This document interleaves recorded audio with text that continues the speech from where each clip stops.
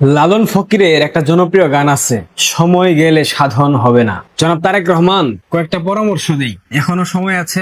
বাংলাদেশ আওয়ামী লীগের মতো দলকে কখনোই কোনোভাবেই কোনো প্রক্রিয়া অবলম্বন করেই দাবায় রাখতে পারবেন না। এটা হয় না। যেই দলটা বাংলাদেশের জন্ম দিয়েছে, যেই দলটা বাংলাদেশের স্বাধীনতা সংগ্রামের প্রত্যেকটা পরতে পরতে ভূমিকা রেখেছে, নেতৃত্ব দিয়েছে, সামনে থেকে ভাষা আন্দোলন থেকে শুরু করে বাংলাদেশের মহান মুক্তিযুদ্ধ, প্রত্যেকটা সংগ্রামে যে দলের ভূমিকা ছিল, ভূমিকা বললে ভুল হবে, নেতৃত্ব দিয়েছে বাংলাদেশ ছাত্রলীগ। বাংলাদেশ প্রতিষ্ঠার আগে বাংলাদেশ ছাত্রলীগের জন্ম হয়েছে। বাংলাদেশের ইতিহাসের প্রত্যেকটা জায়গায় বাংলাদেশ ছাত্রলীগের নেতাকর্মীদের অবদান আছে। বাংলাদেশের যেই পতাকা, যেই মানচিত্র, যে ভূখণ্ড, স্বাধীনতা, সার্বভৌমত্ব, প্রত্যেকটা জায়গায় বাংলাদেশ আওয়ামী লীগের নাম জড়িয়ে আছে। বাংলাদেশের মা মাটি মানুষ, বাংলাদেশের গ্রাম থেকে গ্রামান্তরে, শহর বন্দর নগর, সব জায়গায় প্রত্যেকটা শ্রেণী পেশার মানুষের মনের মধ্যে বাংলাদেশ আওয়ামী লীগ গেঁথে আছে। একটা গান আছে না, আমার বুকের মধ্যে খানে মন যেখানে হৃদয় সেখানে, সেখানে তোমাকে আমি রেখেছি কত না যতনে। বুঝছেন গানটা? আপনি তো আবার ঠিকঠাক বাংলা বলতেও পারেন না, বুঝেনও না। গানটা শুনবেন। বাংলাদেশ আওয়ামী লীগ এমন একটা সংগঠন, এই সংগঠন বাংলাদেশের মানুষের মনের মধ্যেখানে গেঁথে আছে। এই সংগঠনের প্রতি ভালোবাসা, প্রেম, আবেগ, আস্থা, অনুভূতি এতটাই গভীরে, আপনি চাইলেও, শুধু আপনি না, আপনার পশ্চিমা প্রভুরা, ডিপ স্টেট যাদেরকে বলা হয়, তুর্কি, পাকিস্তান, আইএসআই, সিআইএ, যারাই চাক না কেন, বাংলাদেশ আওয়ামী লীগকে কখনো প্রাসঙ্গিক করতে পারবেন না। 5 আগস্টের পর বাংলাদেশে বিশেষ করে ছাত্রলীগের নেতাকর্মীদের উপর কি হয় নাই? খুন, গুম, ধর্ষণ, দখল, ছিনতাই, চাঁদাবাজি, কি করেন নাই? মিথ্যা মামলা দিয়ে শুধুমাত্র সমর্থক হবার কারণে তাদেরকে দিনের পর দিন কারাগারে রেখে দিয়েছেন। আপনার পুলিশ অন্যায় ভাবে ছাত্রলীগের নেতাকর্মীদেরকে গ্রেফতার করেছে, যাদের কোনো অন্যায় ছিল না, যাদের কোনো ভূমিকাই ছিল না জুলাই আগস্টের সেই জঙ্গি উত্থানের সময়, নিরপেক্ষ ছিল, শুধুমাত্র সামাজিক যোগাযোগ মাধ্যমে স্ট্যাটাস দেওয়া, কমেন্ট করা, এই অপরাধে গ্রেফতার করেছেন। ছাত্রলীগের ছেলে মেয়েদের বাবা মা আত্মীয় স্বজন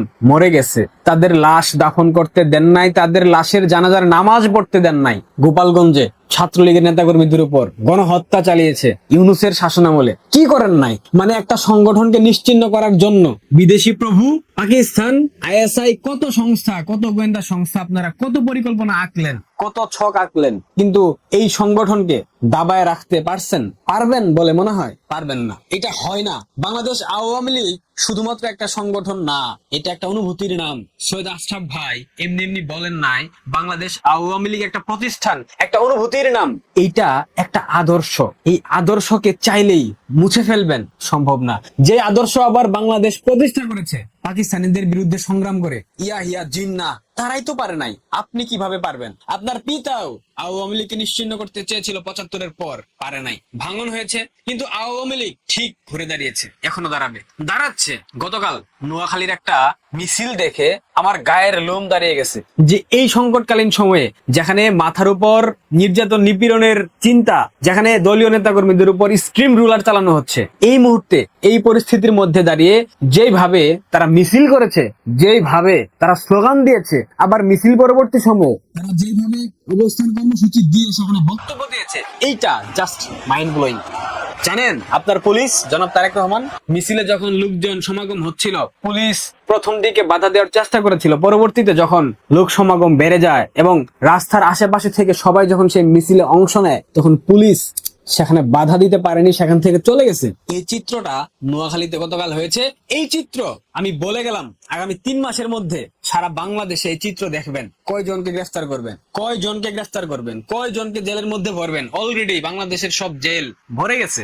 বাংলাদেশ ছাত্রলীগের কেন্দ্রীয় নির্বাহী সংসদের যেসব নেতাকর্মীকে গ্রেফতার করেছেন, সেই প্রথম দিকে ইউনূস গ্রেফতার করেছে, তাদের জামিন দিচ্ছেন না কেন? কারণ ভয় পান। আজকের এই ভিডিওতে একটা মানুষের নাম না বললেই নয়, অনেকেই গ্রেফতার হয়েছেন, সবার নাম তো আসলে বলা সম্ভব না, কিন্তু একজন মানুষ, আমার শ্রদ্ধেয় বড় বোন, খুব স্নেহ করতেন আমাকে, বেনজির হোসেন নিশি আপুকে আজ থেকে প্রায় 2 বছর হয়ে গেল গ্রেফতার করা হয়েছে। এক প্রকার তাকে গ্রেফতারের জন্য চিরুনি অভিযান চালানো হয়েছিল। গ্রেফতারের পর থেকে এখন পর্যন্ত তাকে জামিন দেওয়া হয়নি। বাংলাদেশ ছাত্রলীগের একজন জনপ্রিয় নারী নেত্রী, ছাত্রলীগের সাবেক যুগ্ম সাধারণ সম্পাদক, তাকে নিয়ে আপনারা ভয় পান? তাহলে একবার ভাবেন, এইরকম বেনজির হোসেন নিশির মতো অসংখ্য অগ্নিকন্যা অলরেডি দাঁড়িয়ে গেছে, মাঠে দাঁড়িয়ে গেছে তারেক রহমান। আপনি হয়তোবা জানেন না, খবর রাখেন না। অবশ্য খবর রাখবেন বা কিভাবে? আপনার যে অবস্থা শুনতেছি, আপনাকে আপনার পিতার কাছে পাঠিয়ে দেওয়ার জন্য সকল ইন্তজাম করা হয়েছে। করেছে কারা জানেন? আপনার প্রিয় দেশ পাকিস্তান। পাকিস্তানের দালালরা জামায়াত ইসলামী, আনসারুল্লাহ বাংলা, জামায়াতুল মুজাহিদিন বাংলাদেশ, হিজবুত তাহরির, শিবির, আরো অসংখ্য সংস্থা আছে। তারা চায় বাংলাদেশে -2 অ্যাপ্লাই হোক। -2 মানে বুঝেন? আওয়ামী লীগকে বিতাড়িত করেছে, আপনাকে পিতার কাছে পাঠাই দেবে, এরপর বাংলাদেশ হবে মৌলবাদীদের অবাধে বিচরণ ভূমি, মৌলবাদীরা অবাধে বাংলাদেশে রাজনীতি করবে। এটাই তারা চাচ্ছে। তাদের পশ্চিমা প্রভুরাও চাচ্ছে, তাদের পাকি প্রভুরাও চাচ্ছে। আপনি কি বুঝেন? অবশ্য আপনার কার্যালয়ের টেলিফোন, রেড টেলিফোন, যেটা 7 ঘন্টা কানেকশন থাকে না, তার কেটে নিয়ে যায় দুর্বৃত্তরা। এরপরেও আপনার থেকে কি প্রত্যাশা করবে বাংলাদেশের মানুষ, যে কিনা নিজের অফিসের টেলিফোন সুরক্ষা দিতে পারে না? যাই হোক, জনাব তারেক রহমান, আপনার কাছে একটা পরামর্শ, যত দ্রুত সম্ভব বাংলাদেশ আওয়ামী লীগের উপর থেকে নিষেধাজ্ঞা প্রত্যাহার করেন। এই আইন টাইন সব ফেলে দেন, ছাত্রলীগের নিষেধাজ্ঞা প্রত্যাহার করেন। যদি এই আগ্নেয়গিরির অগ্নুৎপাত ঘটে, বিশ্বাস করেন থামাইতে পারবেন না। সেই সাংগঠনিক সক্ষমতা বিএনপির নাই। বাংলাদেশ পুলিশ 3500 পুলিশ হত্যার ঘটনা ঘটেছে বাংলাদেশে, সবগুলা দায় মুক্তি দিয়েছেন, ইনডেমনিটি দিয়েছেন। আপনাদের কি মনে হয় আপনারা কিঞ্চিত বেকায়দায় পড়লে বাংলাদেশ পুলিশ আপনাদেরকে সহায়তা করবে? কখনোই না। পুলিশ জাস্ট একটা সময়ের অপেক্ষায় আছে, জাস্ট একটা পিক আওয়ার, জায়গা মতো পার্সেল করে দেবে। হুমকি ধামকি না, এটা রিয়েলিটি। আপনার সহযোদ্ধাকে হত্যা করা হয়েছে, সেটার বিচার হবে না, তার পরিবার বিচার পাবে না।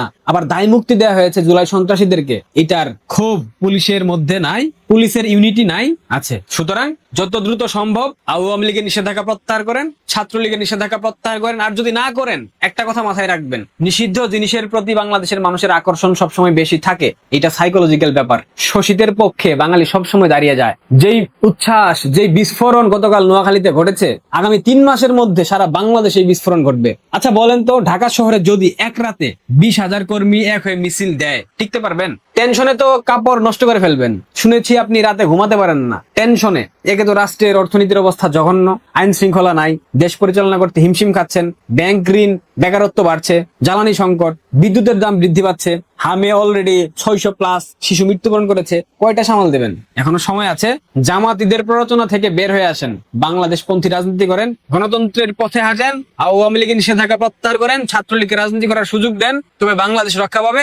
বাংলাদেশ রক্ষা না পাইলে বিএনপি টিকে থাকবে না। আর বাংলাদেশ রক্ষা পাবে, বাংলাদেশ আওয়ামী লীগ বাংলাদেশকে রক্ষা করবে, কিন্তু তখন আপনারা টিকে থাকতে পারবেন না। প্রত্যেকটা ক্রিয়ার সমান এবং বিপরীত প্রতিক্রিয়া থাকে, এটা আশা করি আপনি বুঝেন। যদি বুঝে থাকেন, এখনো সময় আছে, সিদ্ধান্ত নেন। কোনো হুমকি না, আপনাকে আপনার দলকে রক্ষা করার জন্য পরামর্শ দেওয়া। ভালো থাকবেন, সাবস্ক্রাইব করবেন সবাই।